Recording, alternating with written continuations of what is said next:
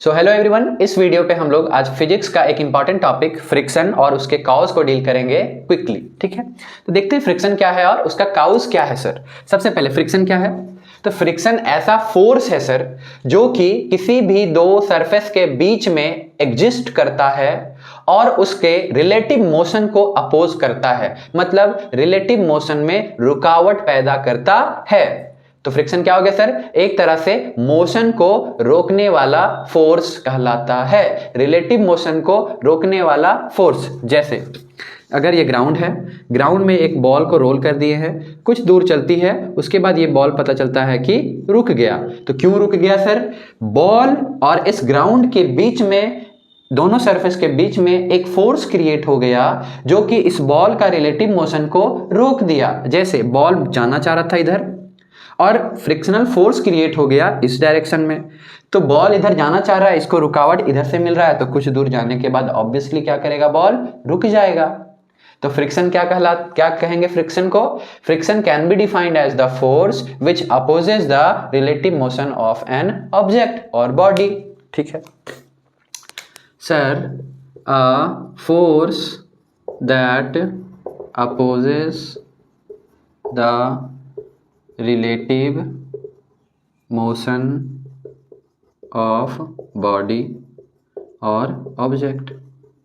ठीक है, तो आप तो कह दिए सर कि ये एक फोर्स है जो कि रिलेटिव मोशन को अपोज करता है, लेकिन ये फोर्स क्रिएट कैसे हुआ सर? ये फोर्स एक्शन में कैसे आया सर? ये फोर्स आया कहां से? तो ये फोर्स मेनली दो चीजों के चलते आता है। सबसे पहला, interlocking of the molecules of the matter in contact. जो दो चीजें कॉन्टैक्ट में आ रही है, उन कॉन्टैक्ट में आने वाले चीजों या सरफेस में जो मॉलिक्यूल्स है उनका आपस में इंटरलॉकिंग होना पहला। दूसरा, उन्हीं मॉलिक्यूल्स में एडहेशन फोर्स क्रिएट होना, मतलब चिपकना, kind of pull force create होना।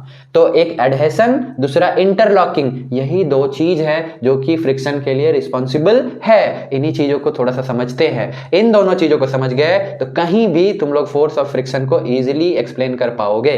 देखो काउज,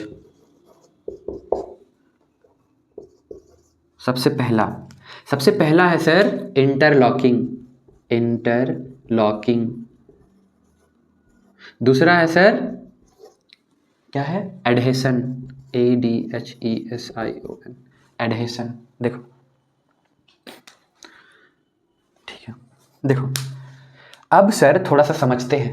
जैसे अगर मान लेते हैं कि ये बुक है ना सर, तो ये बुक है, तो बुक तो ये आपको प्लेन दिख रहा है, पूरा प्लेन दिख रहा है ना। अब प्लेन दिख रहा है सर, तो प्लेन दिख रहा है, अगर हम इसको और माइक्रोस्कोपिक लेवल पे अगर हम इसको स्टडी करें तो हमको देखने को मिलेगा कि इसमें बहुत सारा क्या है? हिल्स और वैलीज है। क्या है? हिल्स और वैलीज, मतलब सर ऊंचा नीचा ऊंचा नीचा ऊंचा नीचा है अगर हम इसको माइक्रोस्कोपिक लेवल पे देखें तो।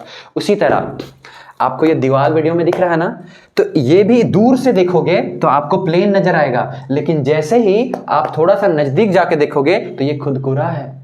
मतलब यहां पे क्या है? हिल्स एंड वैलीज है। मतलब किसी भी ऑब्जेक्ट के पास जो उसका सरफेस है, या तो वो स्मूथ होगा या फिर रफ होगा, लेकिन सर अगर उसको माइक्रोस्कोपिक लेवल पे हम देखें तो वो हमको रफ दिखता ही दिखता है। स्मूथ कितना भी क्यों ना हो दूर से देखने पे, अगर माइक्रोस्कोपिक लेवल पे जाके हम स्टडी करें तो वो हमको रफ दिखेगा।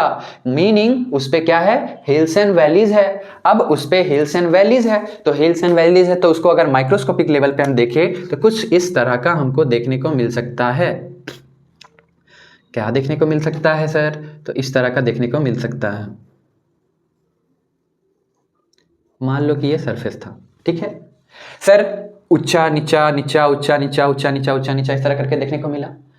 अब सर मान लो कि ये एक सरफेस है जो कि कांटेक्ट में आ रहा है। इसी तरह मान लो दूसरा, जैसे हम लोग वॉकिंग कर रहे हैं ना, तो एक हमारा फुट, दूसरा जमीन।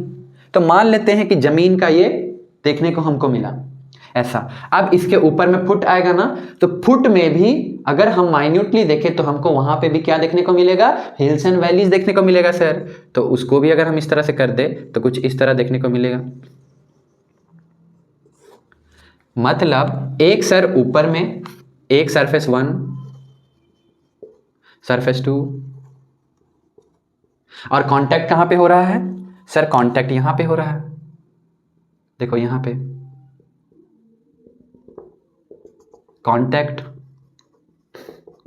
मतलब कि सर एक का हिल, एक का ऊंचा वाला पार्ट दूसरा का नीचा वाला पार्ट से जाके लॉक कर रहा है, ग्रिप बना लिया सर, इंटरलॉकिंग कर लिया। अब इंटरलॉकिंग करेगा तो इजीली से यार कुछ भी चीज को रोक के रखेगा ना जी। एक तरह से यहां पे इंटरलॉकिंग के चलते एक रुकावट पैदा हो गया ना। तो पहला कारण जो फ्रिक्शन का है वो इंटरलॉकिंग है, ठीक है। अब दूसरा कारण देखते हैं। अब इसी स्ट्रक्चर में हम लोग देखेंगे एडहेशन कैसे रिस्पॉन्सिबल हो जाता है सर। जैसे मान लो कि सर यहां पे एक ऊपर वाला सरफेस का दूसरा नीचे वाला सरफेस का दोनों पार्ट जॉइंट है ना। जैसे एग्जांपल के लिए अगर हम दो फिंगर को अभी यहां पे देखें तो ये पार्ट और ये पार्ट यहां पे देखो ऐसे सर आ रहा है ना, एक तरह से सर ये अटैच हुआ ना, एक तरह से कॉन्टैक्ट आया ना। तो जैसे ही दो मॉलिक्यूल्स अलग अलग ऑब्जेक्ट का या फिर अलग अलग सरफेस का कांटेक्ट में आता है तो एक तरह का अट्रैक्टिव पुल क्रिएट होता है सर। वहां पे एक तरह का अट्रैक्टिव फोर्स क्रिएट होता है वहां पे, जिस फोर्स को बोलते हैं फोर्स ऑफ एडहेशन। तो अगर यहां पे पुल फोर्स क्रिएट हो गया तो ये चाहेगा ना कि चिपका रहे, चाहेगा ना जी चिपका रहे। तो उसी तरह एक सरफेस का मॉलिक्यूल्स दूसरा सरफेस का मॉलिक्यूल से जैसे ही कांटेक्ट में आया तो चाह रहा है कि नहीं चिपका रहे, क्यों? फोर्स ऑफ एडहेशन के चलते, और इंटरलॉकिंग कर लिया। तो इंटरलॉकिंग और एडहेशन दोनों मिलकर क्या कर रहा है? अब वहां पे रिलेटिव मोशन होने से रोक रहा है, सॉरी मोशन होने से रोक रहा है। तो रोक रहा है तो रुकावट पैदा कर दिया ना। तो इसी जो रुकावट करने वाला चीज है इसी को हम लोग बोलते हैं फोर्स ऑफ फ्रिक्शन। तो फोर्स ऑफ फ्रिक्शन क्या हो गया sir? A force that opposes the relative motion of an object और बॉडी। काउज क्या हो गया इसका सर? दो ही काउज है, इंटरलॉकिंग और एडहेशन, इसके अलावा कोई तीसरा काउज नहीं है।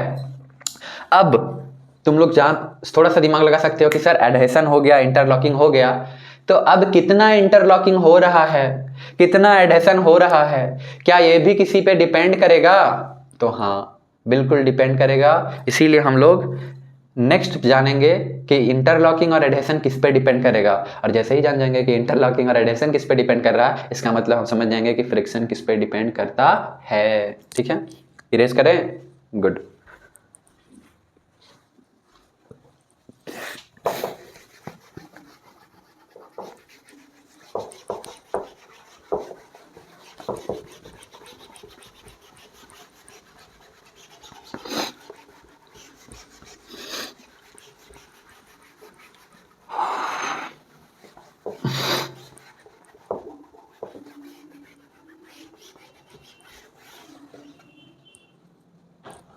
देखो फैक्टर्स अफेक्टिंग द फ्रिक्शन।